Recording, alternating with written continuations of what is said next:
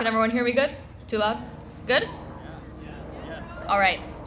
My speech is a little bit on the longer end, so I ask for your patience and that you sit tight, because you might learn something.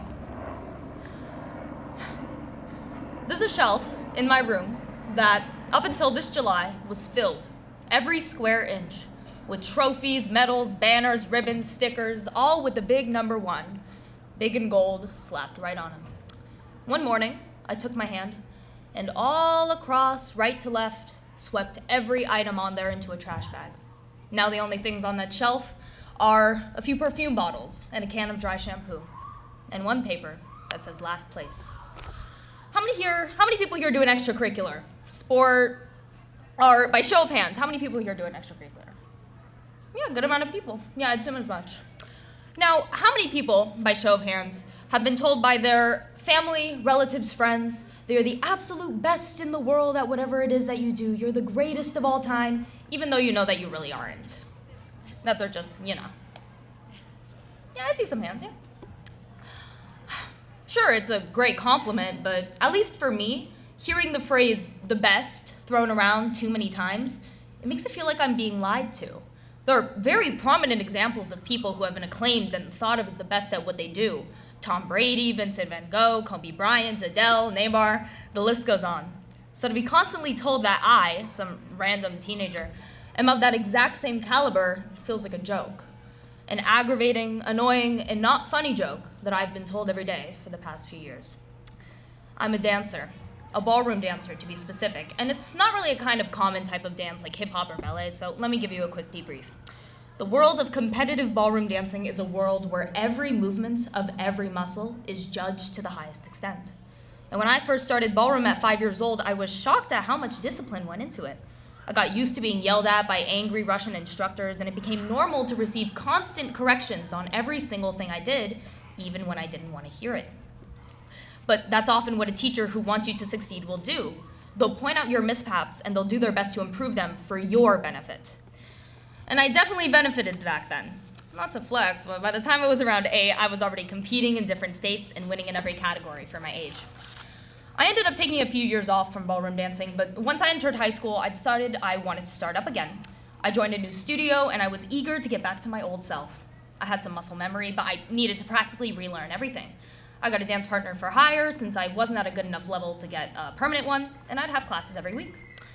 I was enjoying myself so much. I'd look forward to each class, make jokes with my teacher and other people at the studio, and they'd all tell me how good of a job I was doing for just getting back to it.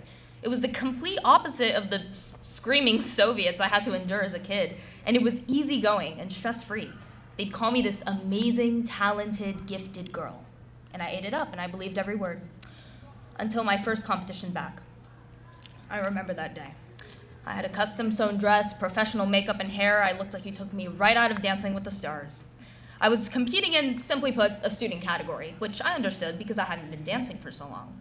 I got on the floor and I did everything I was taught. I danced my heart out, and in the corner of my eyes, I'd see the grins of my family and my teachers. When I got off the floor, I was met with hugs, praise, words of acclamation. You did amazing, oh my God, you're simply the best out of everyone here. And when the judges announced the results, I braced myself for what I'd receive. First place and everything.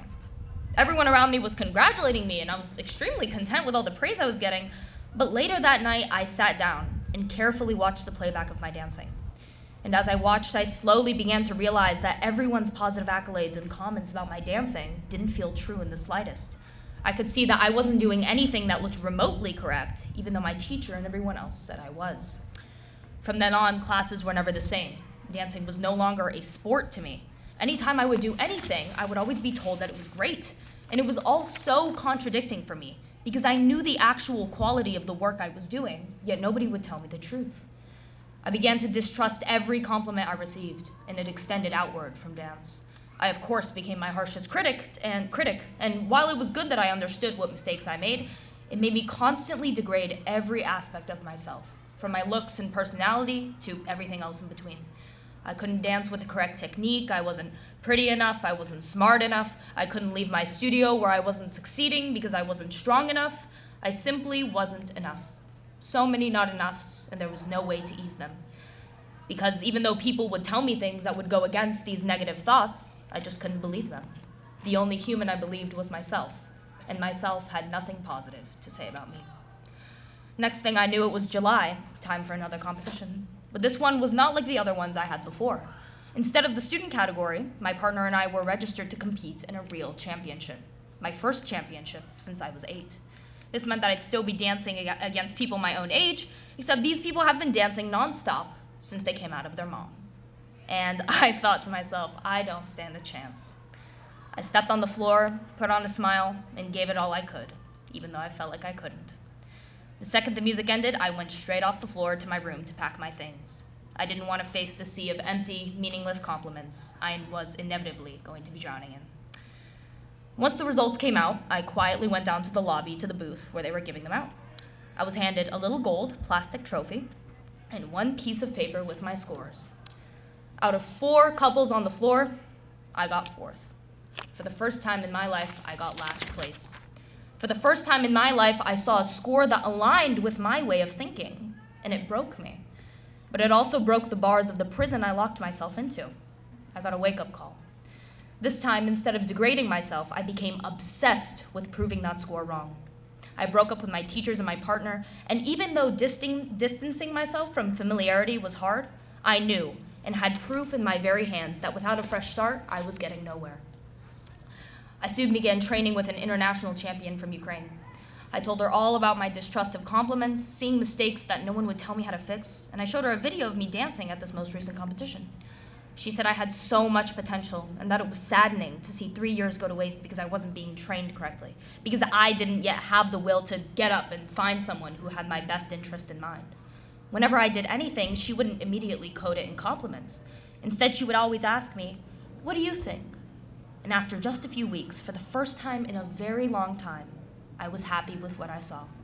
I wasn't required to try to believe anyone who had an opinion about me. It was I who believed in myself. I guess the moral of this story is, you are the only one who knows what you need to thrive, not anyone else. The only way for you to feel like you have reached your true potential is if you believe it with your own eyes. Some may believe that excessive self-criticism is detrimental, but I believe that just the right amount can light the fire under our behinds to improve ourselves, to gain an incentive stronger than ever before to exceed our own expectations about ourselves, and to be able to one day look in the mirror and say, I am proud of what I've done. I never thought I would be thankful for a last place, but here I am, more grateful for it than any of my wins. I'm happy now. Not only is my dancing better, my thought processing is better too. And with the word better, there's always a space to go even more forward, to improve, and I know that's what I'm going to do. So just know, your failures can be inspirations for your future greatness, but only if you let them. This, I believe.